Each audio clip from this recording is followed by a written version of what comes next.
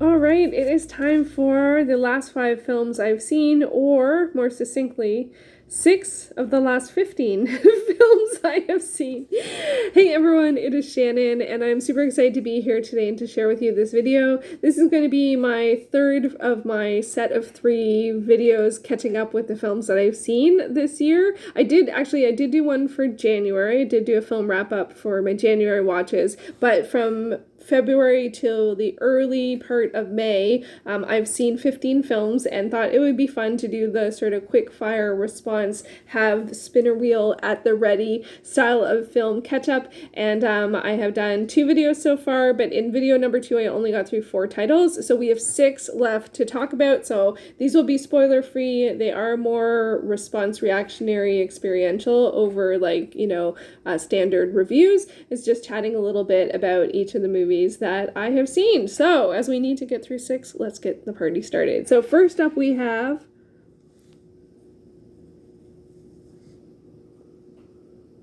Oh, wow. Okay, Terminator Dark Fate. Okay, so this one will be quick because I do not want to. I'm even going to put it all the way back here.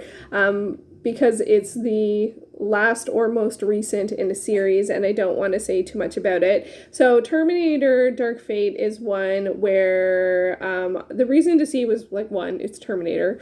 Also, I bought it a couple of years ago on sale on Google Play, I think, and then I hadn't seen it. I am shocked that I didn't watch it last year. Honestly, I'm really, really shocked. I did rewatch the entire Terminator series, including 3, which I hate. And I don't normally say that about movies, but I hated it. But I watched the entire film series and I didn't watch this one. It did get to the end of the year and I thought about watching it, but I didn't really want to watch a film that's sort of like this series, it has a sort of, apocalyptic element to it, and I didn't want to watch that at the end of the year because last year was tough. So anyway, and the year before was tough, and this year, anyway, I did finally see it. I'm not going to say anything about it because I didn't know anything about it going into it. I did enjoy it. It's got a bit of a difference vibe to it than some of the other films. But I enjoyed some of the choices, a fair amount of the choices.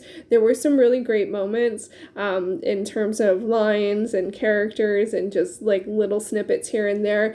I am someone who loves the Terminator series, in particular the first two films, and I actually do like Terminator Salvation. I know I'm in the minority on that one, but even when I rewatched it, I'm like, no, this is a good movie. And there's a scene in that movie that I just really love. Anyway, I won't go into that because that would be spoilers. So anyway, Terminator Dark Fate, I enjoyed it. It was worth it. It does not have the presence of Terminator 1 and 2, Terminator 2 Rise Against the Machines, or The Terminator and Terminator 2 Rise Against the Machines. I'm a little sad. I wanted to sort of vlog it too, but I think it's hard to do a film vlog with more than 3 movies. After 3 movies, the length of the vlog is a bit hard, and it's also even a little hard to remember what I said about film 1. But I did finish a series. That was also another goal. I want to finish 2 film series this year. I don't know if that's going to be the final film, but it's the final film released. So I'm thrilled about that. And it just seems so shocking to me for a series that means so much to me to watch it end up seeing it 3 years after it was released. That's just really strange. But I did finally see it, and I'm happy that I did. So yeah, it was a win. It was a win for me. It wasn't, I'd have to think about where I would place it in all of the Terminators, but I can't do that on the fly, and we have 5 more movies to get through. So let's see what's next. I'm happy I finished a film series. Minotaur. Okay, so Minotaur I watched it on Tubi. It was the first film I watched on Tubi, and I was curious to see how many commercials it is. Tubi's a free service, but they air commercials, and there wasn't too many. I actually found it not that distracting, so it was an interesting experiment for that. But I actually watched, so Minotaur is from, I think it's from 2006. It stars Tom Hardy, and also Rutger Hauer and Tony Todd. This is a, historical-ish, mythic-ish film that's really like an action monster movie situation. Tom Hardy plays a character who lives in a village where every year they, what would be the right term? Sacrifice, I guess, or submit. That's not a great one, but they give away several young people to appease the Minotaur or the people who care for the Minotaur. It's a little vague on that. And Tom Hardy's character is supposed to become the village elder, I believe. Like his father is Rutger Hauer. Actually, honestly, this movie was worth it just to see Rutger Hauer and Tom Hardy in a scene together. I'm a big fan of Rutger Hauer, and I like I'm watching all the films that Tom Hardy's in. So that was just, it wasn't like it was a spectacular scene, don't get me wrong, but it was just so cool to see them in a scene together. Like, it was, I found that really special, so it was worth it just for that. But anyway, Tom Hardy's character, his girlfriend was taken in the previous year, so he wants to go the next time to try and get her or save her, or see what's going on and sort of stop the cycle potentially.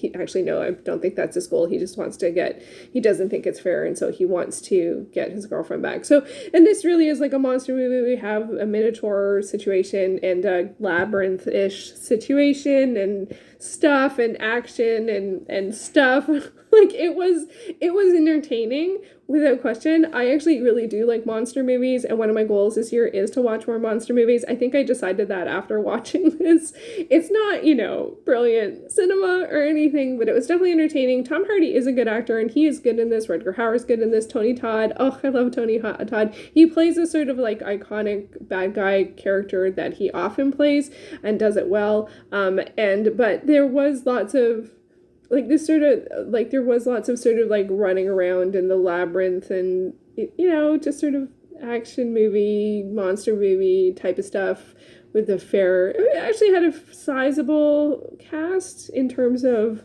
that part of it. Anyway, I enjoyed it for what it was, and which I think is often a good way to go. I do like monster movies. I do like this style of just sort of chaos, light plot. Fun. So that was Minotaur. I was happy to find it, to be honest. Der Hund von Baskerville. Okay, so this is a silent version of the Hound of the Baskervilles adaptation of the Sherlock Holmes, Sir Arthur Conan Doyle story. I watched this on Canopy, and this was quite interesting. I actually watched it during March Mystery Madness, because I was trying to watch a lot of movies, so this is sort of like side, like trying to be participatory but doing a non-reading thing. I don't know. Anyway, and I have read Hound of the Baskervilles. I think I might have reviewed it. If I did, I'll put it up there. I'm not a fan, but it's for pretty personal reasons. So anyway, and that's fine. But this was quite interesting in terms of, it's a silent movie, but it actually even says here, newly restored by the San Francisco Silent Film Festival. And when it comes up at the beginning, when it does the intertitle type stuff, it actually does let you know that some of the film is missing. And so what they've done is they've taken photographs and they put photographs together with new intertitles to explain the missing parts. And I actually found those sections, it was easier to follow the plot than just watching the rest of what was going on. And I'm coming into it knowing the story. I do think this one is, in terms of the Sherlock Holmes stuff, is kind of interesting because mainly we're following Watson. Like, Holmes sends Watson to go investigate the situation.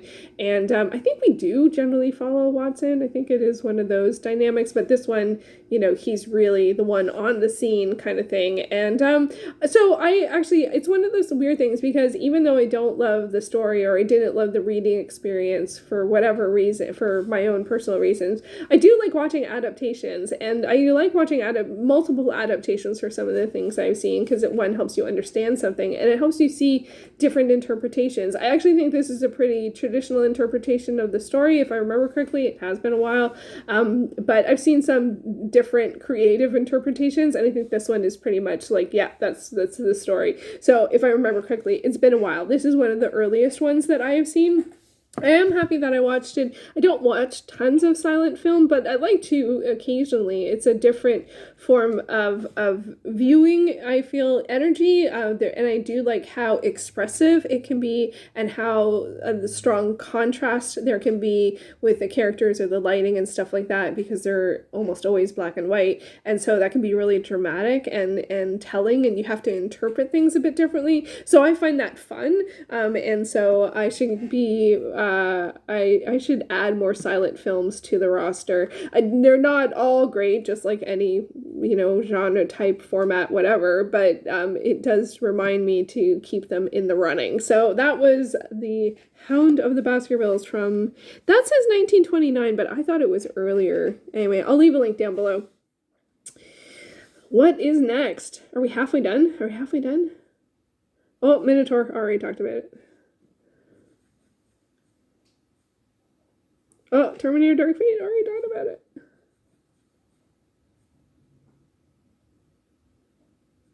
Yuketsu. Oh, another black and white one. Okay, so this is...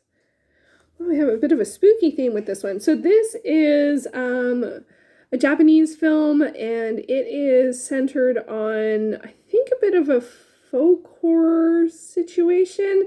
It's set during a wartime. It follows two couples, one where the husband is a potter and he wants to sell a lot of his pottery to the people who are nearby, and he's very focused on doing this. He doesn't want to leave even though there is conflict going on around them. And then the other couple, the guy wants to be, I think he wants to be a Yohimbo, like a samurai, or Ronin, I guess. So they're both... I found this one tough because in both situations, both the guys really want to do what they want to do, and they do not listen to their partners at all, and they really should have listened to their wives. But it is also a sort of paranormal, supernatural folk horror situation, but also like a war drama. And so all of that was a lot, like a real lot to take in, and it was pretty long, I found. And I found the whole not listening to the partner thing very frustrating. But that's also just like the setup, and then like the paranormal stuff of it was like kind of further down the line. So this one, I feel like it was just a tough kind of one for me thematically, because I was expecting sort of like a paranormal spooky ghost or something situation, and it was, for a lot of it, it was much more of a war drama, which is something I almost never watch. So it was heavy. So by the time we get to sort of the more supernatural stuff, I was like so it was a tough one. I did watch it on Canopy. I've watched a lot on Canopy this year, and it is part of the Criterion collection. So that was Yuketsu. Let me know if you have seen it.